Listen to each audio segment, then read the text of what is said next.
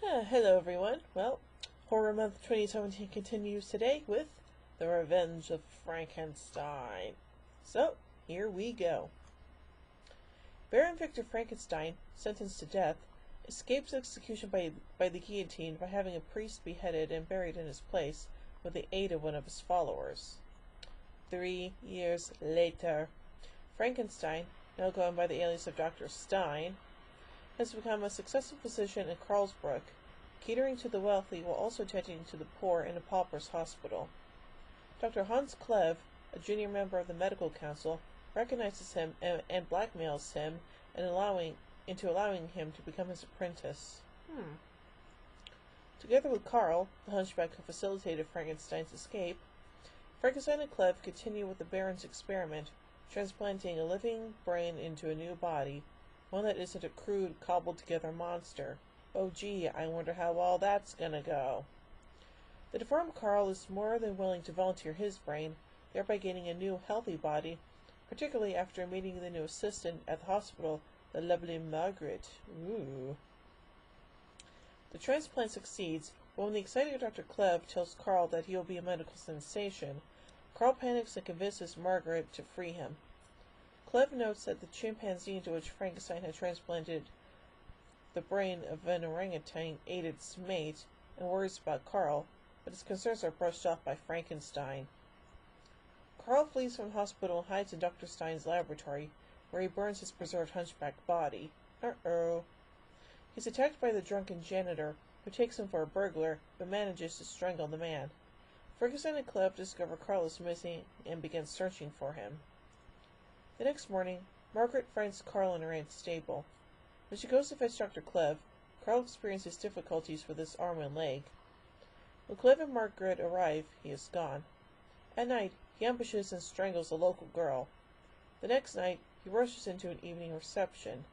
Having redeveloped his deformities, he begs Frankenstein for help, using his real name, for collapsing and dying. Dun dun dun! Frankenstein, disregarding Klev's pleas that he should leave the country, appears before the medical council, where he denies being the infamous Baron Frankenstein. The unsatisfied counselors open Frankenstein's grave, only to discover the priest's body, and conclude that the real Frankenstein is still alive. Jeez, took you guys that long? Wow. At the same time, frightened and angry patients at the hospital brutally attack Frankenstein and leave him for dead. Klev rescues his dying mentor and rushes him to the laboratory, where he extracts Frankenstein's brain from his body just before the police arrive. Klev shows them Frankenstein's dead body, claiming that he tried in vain to save his life.